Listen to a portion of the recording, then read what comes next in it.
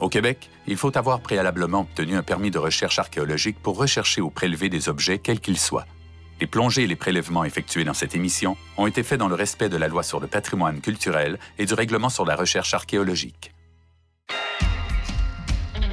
On part sur les traces du célèbre contrebandier Alfred Lévesque, qui a dirigé, à partir du Témiscouata, l'un des plus grands réseaux de contrebande d'alcool dans l'est du pays.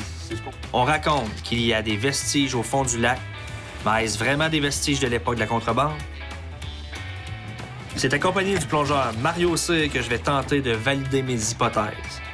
Pourquoi qu'il y a quelque chose dans le lac? Je pense qu'il voulait se débarrasser de pièces compromettantes.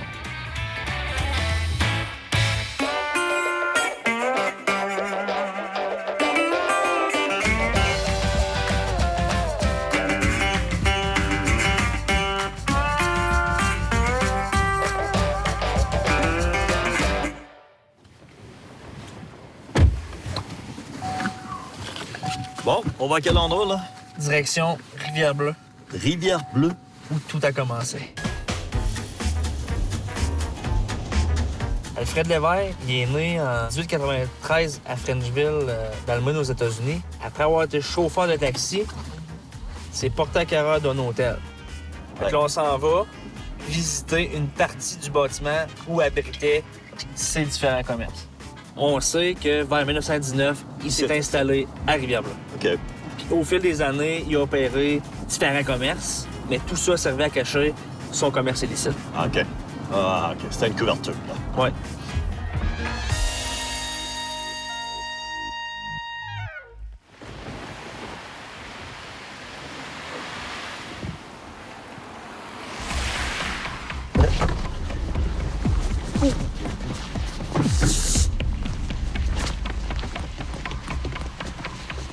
Salut Marie-Josée! Bonjour, ça va bien? Bonjour, Mario. Mario Ça va bien? oui. Alfred importait beaucoup de Saint-Pierre-et-Miquelon. OK. Du N-brand, donc Ça, c'est vraiment une marque de commerce de, c'est de vraiment... Saint-Pierre-et-Miquelon. Oui, et ça, OK. ça vient vraiment de Saint-Pierre-et-Miquelon. C'est des canisses qu'on retrouve encore ici. Ça a été retrouvé à Rivière-Bleue. OK. Avec vraiment, là... Fait qu'on sait qu'il y en avait un peu partout. Ça a été retrouvé dans le bois. Puis ça, il y avait de l'alcool dans ça. Oui. Et lui, il prenait ça, et là, après ça, il la rediluait, il la colorait. Donc, il imitait toutes les sortes d'alcool à Scotch, partir rhum. de la même alcool au départ. Ça va bon, Mario? OK. Ça, c'est le bâtiment qui a appartenu à Alfred Lévesque pendant quelques années. Tu vois le jaune? Oui. OK. Il restait là. Il a opéré différents commerces à cet endroit-là. Ah, c'est super, ça. Ah ben oui. Le C'était rhum- comme un restaurant, un hôtel ou... Il y a eu Genre restaurant, salon de barbier, salle de billard, magasin général. La voie ferrée est à proximité. On sait qu'il a utilisé... il cachait de la boisson à l'intérieur de marchandises. Ici, j'ai une photo qui prouve qu'on dissimulait de l'alcool dans des chargements de bois. Et lui, il s'est fait prendre. Aïe, yo! Ah, Mais à Rivière-Bleue même, est-ce qu'il y avait des caches? On sait qu'il y avait... il utilisait des puits artésiens ou des faux puits artésiens. Il y en avait dans des granges. On sait qu'à sa maison, peut-être qu'il y avait un tunnel à ce moment-là. Et là, ça reste une rumeur. Bon, il y en a qui vont dire qu'il partait de sa maison, qu'il s'en venait à la gare. Avec l'aide de Marie-Jo, Mario et moi, on va essayer de trouver des traces du passé ici, à Rivière-Bleue.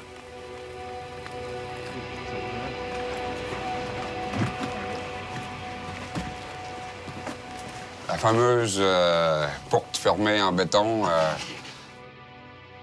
c'est ce qu'on pense que c'était, en tout cas, qui serait la porte du tunnel. Ben oui, Hein? de la manière que c'est fait, c'est sûr qu'il y a un support, là, quelque chose. Qui allait plus loin? Ben, on a fait beaucoup de recherches avec les années. OK. Géodésique, on a creusé au travers le terrain autour de la maison. OK. Sans jamais de résultats concrets, là. On a trouvé des choses, mais pas... on a trouvé ces deux bouteilles-là, entre autres, là. Mais c'est pas... C'est pas... Ça, c'est quand ils ont refait les égouts ici à la municipalité. C'est quand même une bouteille avec des noms gravés dessus. On sait que c'est une bouteille qui n'est pas cassée, là, tu sais. OK. Mais à date de combien d'années, c'est dur à dire, là. Prends une photo, peut-être à documentaire. Ben oui. Parce que le monsieur, il venait du Nouveau-Brunswick, puis c'est une bouteille qui vient d'Edmundston, OK. Nouveau-Brunswick. Fait que, tu sais, il y a quand même un certain rapport, là.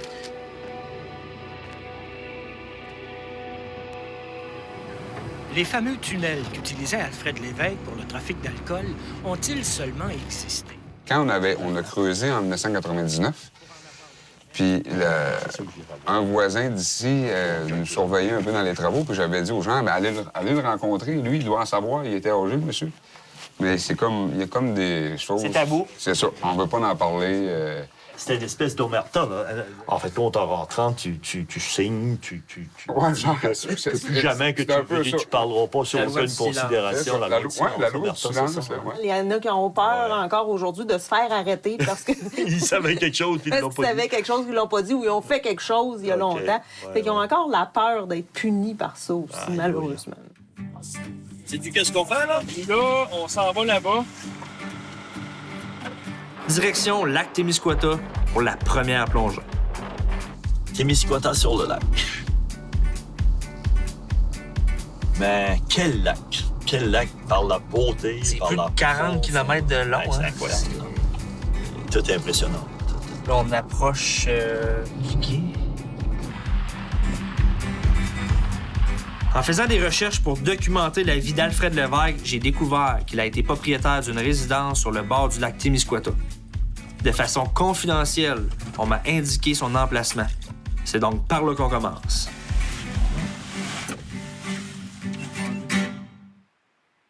Tu sais, quand on parle vraiment de la prohibition, tu sais, ça marchait comment, vraiment?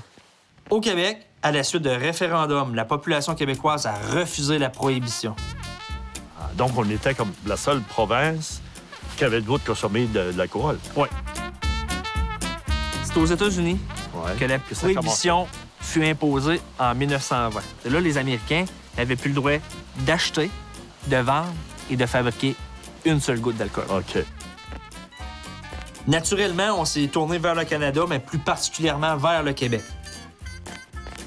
Mais les réseaux de contrebandiers qui se sont développés au Québec, il fallait les contrer. La police des liqueurs a été formée en 1921. Elle relevait de la Commission des liqueurs elle-même, créée en 1921 à la suite de l'adoption de la loi sur les boissons alcooliques. On est ici au lac Témiscouata parce que au milieu des années 70, il y a des plongeurs qui ont localisé en face de la résidence d'été d'Alfred Lévesque des vestiges de l'époque de la contrebande. On est là aujourd'hui pour les observer, dans ton cas, les filmer. Les filmer. Ce qui est important aussi au niveau du filmage, c'est d'essayer d'aller chercher le plus de détails possible pour que toi, tu puisses quand même aller voir les années de la construction, les années, si on trouve quelque chose. Ouais. On fait ça? On est là? On y va. Allons-y. Merci.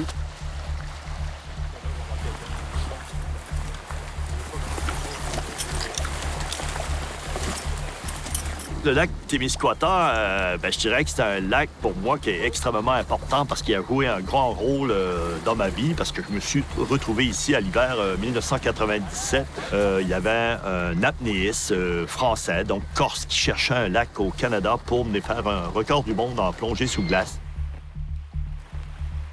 Mon travail premier, donc, de faire l'image d'Éric quand il était sous l'eau, donc le filmer, le photographier. Et donc, on s'est retrouvés ici au lac Témiscouata. On a été accueillis, mais d'une façon extraordinaire.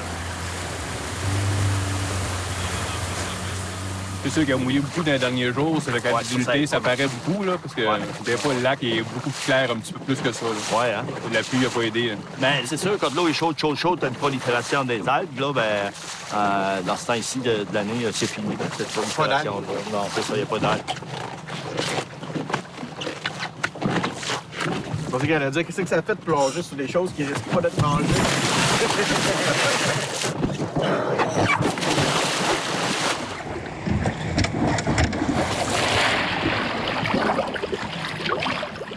Parfait.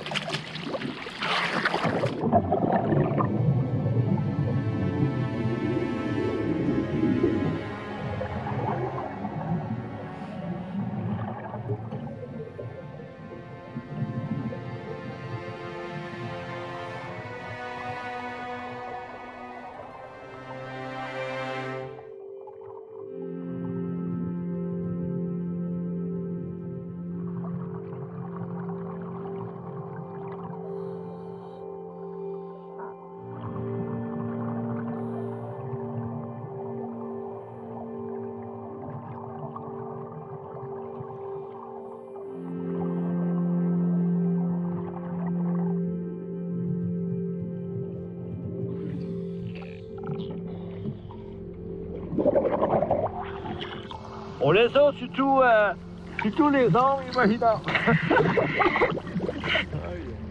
Je sais pas encore comment les barils sont arrivés là, mais soit qu'ils arrivaient par avion, soit qu'ils arrivaient parce qu'ils étaient sur la glace, ou soit parce qu'on a voulu s'en débarrasser.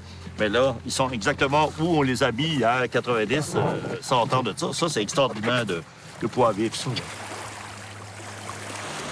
On a trouvé des tonneaux. On sort dedans.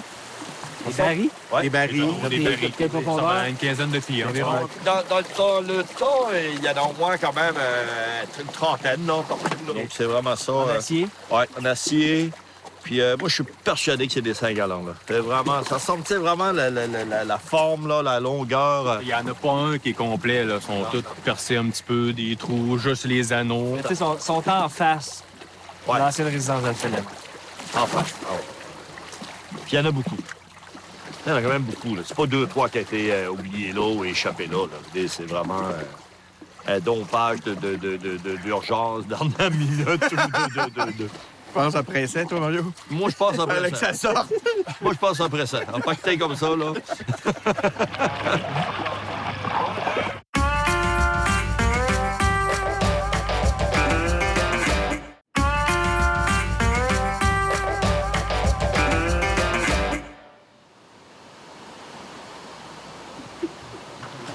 Oui, hein? C'est exactement pareil. Je peux vous montrer. Ah ouais? Yes! J'ai appris hier qu'il y avait des barils dans le fond du lac. Ça m'a pas bien laissé de temps pour faire des recherches. Mais Écoute, t'avais la nuit. on a une ligne du temps. Lui, Oui. Ça se ressemble. Comme Ça, Ils c'est sont gros, hein. ça, c'est pas mal, ça. Celui, 26. Tu vois que c'est comme une pièce qui était plus forte que le couvert comme tel qu'est resté. Le couvert est plus là. OK. Le fait que le métal soit plus important, c'est pour ça qu'elle s'est conservée. Ce bout-là s'est conservé. il y a les inscriptions. Ça, on n'a rien vu Ouais, comme non. inscription, non.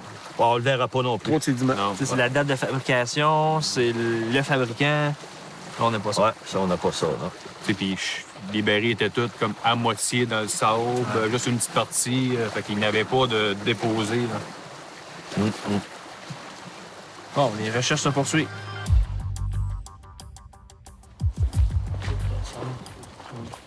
Mario, ici, c'est la piste cyclable de Petite Émice.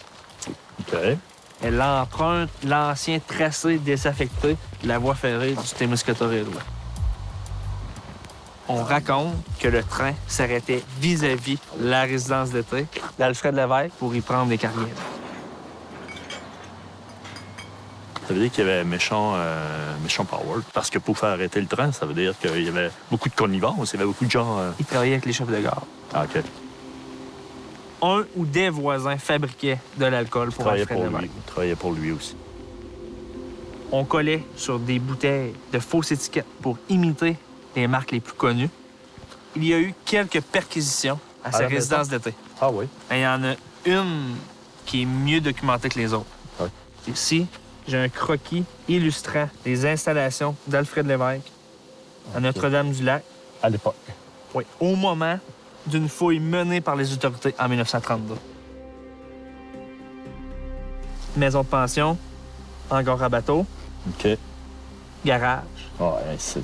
OK. Et dans le garage, les autorités ont trouvé un Ford avec une quarantaine de canisses de 2,5 gallons d'alcool de contrebande. Ah oui, OK. Un Ford. Ouais. S'il y a une voiture au fond de l'eau, on va tout faire pour la retrouver. Alors, on se prépare pour la prochaine plongée.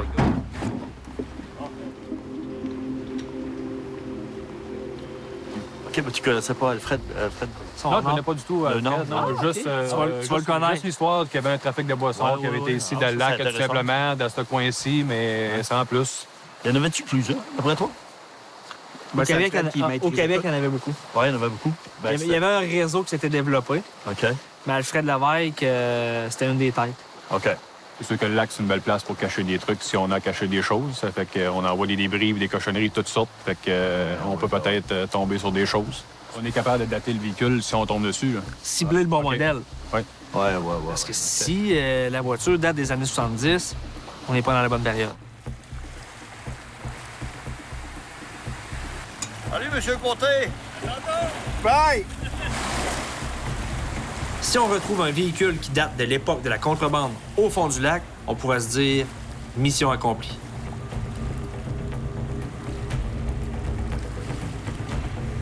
Correct?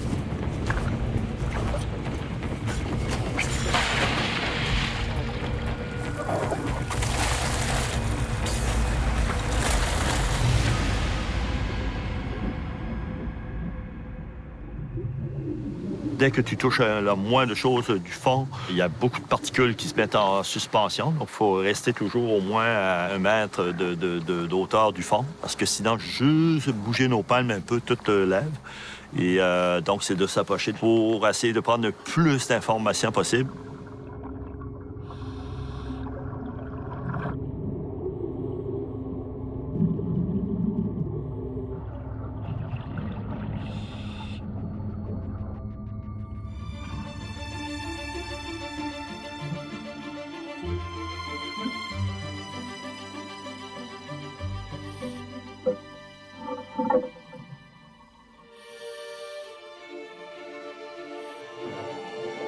C'est tout le temps extrêmement intéressant d'aller voir, comme de raison, des objets qui sont dans l'eau depuis 70 ans ou 80 ans, ou un épave ou n'importe quoi, parce que il est exactement dans l'eau comme la journée où il est tombé dans l'eau. Donc, c'est comme une page d'histoire. Hein?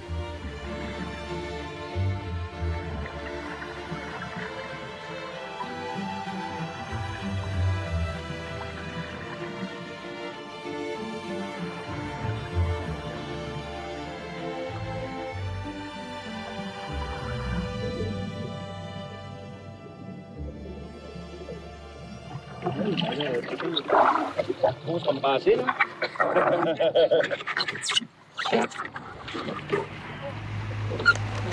On a l'air d'avoir du fun, en tout cas.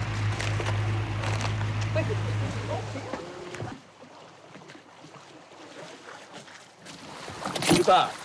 Le lac a livré ses secrets? Hey, le lac a livré, c'est très important. Ouais. Une partie du mystère est résolue. Ah ouais? Avez-vous vu une voiture? Deux. Deux? 2 voitures. Yes. Ouais. Et? Puis le modèle? Ouais. Ben, en tout cas, c'est sûr que c'est pas des années 70, ça, c'est Non? sûr. Ah, non. C'est vieux, c'est vieux. C'est... Pas jeune, c'est... 10, 20, 30, là, je sais pas du tout, là. En plus, je t'amène de quelque chose que tu vas capoter, Saline. Ouais. Un numéro de série. J'ai trouvé un numéro de série sur la voiture. Sérieux? Ouais. Sérieux? Ouais. Ouais, ça peut être filmé, mais j'ai dit, hey, ça semble des numéros, ça. Qui ressemble à quoi, les voitures? Moi, là, je connais pas ça. On fait des formes. C'est hallucinant de voir ça, là, quand même, là. C'est trippant de voir ça dans le fond de l'eau comme ça, là. On va replonger On a un numéro de série, là. Un numéro de série, c'est intéressant. C'est incroyable. Ouais. Ah, j'ai hâte de voir les images, là.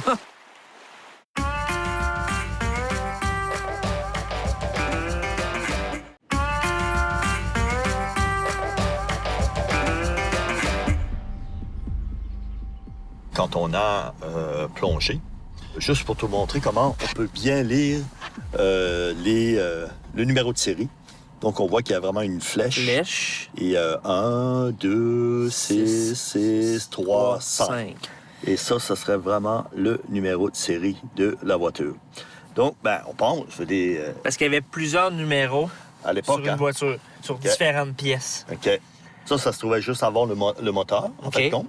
Donc, c'est directement sur la structure de l'automobile comme telle, là. Ce sont des choses qui pourraient être intéressantes à vivre. Je vais chercher.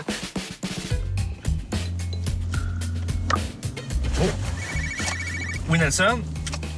On peut être là dans 10 minutes. OK, c'est beau. À tantôt. Bon, c'est Nelson, OK. lui qu'on a rencontré au restaurant matin. Ouais. Spécialiste des voitures anciennes.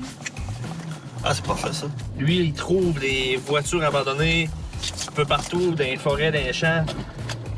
Il sort de là, puis il remonte. Il remonte. Aïe. On doit approcher, là. Ah ouais. On va pas se tromper, hein? Aïe, wow. Aïe, le camion, regarde dans ça. Les années 50, ça. Ouais.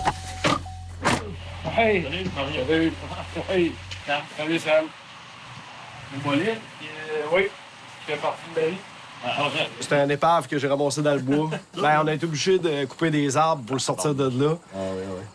Il reste encore des petits détails à faire dessus parce que j'ai travaillé quand même 3 gros hivers sur ce camion-là. C'était un projet qui me tenait à cœur.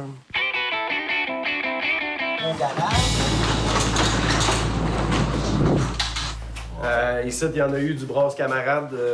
On commence par le glissement à l'aéro. Oh. Hey, c'est capoté. On va... Ça ressemble aussi beaucoup au Ford, c'est ça.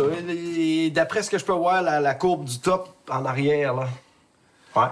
L'épaisseur, double toit. Oh, ça, c'est certain qu'on est alentour de entre 27 et 30. Parce qu'on peut pas être dans les années 40. 40, t'avais le windshield qui était pointu comme ça, avec la barre au centre. J'irais beaucoup vers le Ford. Parce qu'ils, justement, là, ils avaient innové beaucoup, eux autres. Là.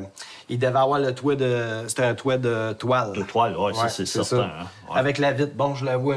La vitre ronde, là. C'est ça, arrière. On cherche. C'était à peu près à 40 pieds de profond, ça? Et un petit peu plus profonde. Ouais. Là, on tombe sur... Le deuxième numéro de série. Sur un autre véhicule. Là. Ouais.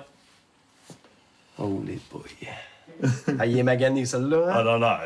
Oh, les... Celui-là, t'aurais du travail à faire. Mais ah non, là, je le temps parfait. Je sais que ça, c'est un numéro de série, rien qu'à voir l'arrivée qui est ici. OK, oui. D'habitude, le numéro de série d'une voiture antique commence toujours par une lettre. H26635. Ouais. Il y a des morceaux de cuivre, là. Ça, c'est vraiment des petits morceaux de cuivre. OK. De vraiment du brass. Du côté. Ouais, des brass, il y en a partout, ouais, là. ouais, Tout le tour, là, il y en a partout, là. C'est sûr qu'elle, c'était une voiture de luxe. Ah, ça, c'est de par luxe. rapport à ça. Puis je l'avais pas aussi. remarqué, là, à cause de la verdure. Il y a plein de morceaux de cuivre. Hey, ça vaut de l'argent, ça. Deuxième voiture, plus de luxe. Moi, oui. Quasiment décapotable, là. C'est un cabriolet. Quasiment sûr. Oui, c'est sûr que c'est un cabriolet. Ouais.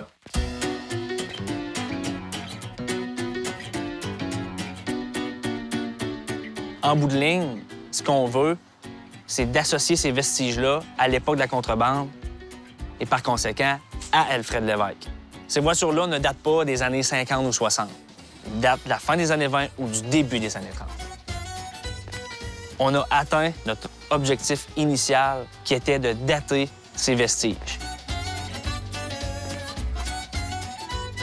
Au-delà du criminel, il y a un humain qui se cache derrière. Mais des fois, j'ai l'impression que ces gens-là, par leur intelligence, par leur complexité, aimaient aussi jouer. Donc, quand ils faisaient un bon coup en disant « Écoute, j'ai envoyé les policiers à tel endroit, mais je les ai passés », ça devait être jouissif, là. En fait, ça devait être assez extraordinaire de tout ce jeu-là, de chat et de souris. On aurait aimé le rencontrer. Ah, mon Dieu, ouais. J'aimerais ça m'avoir une discussion avec lui 20 minutes, là.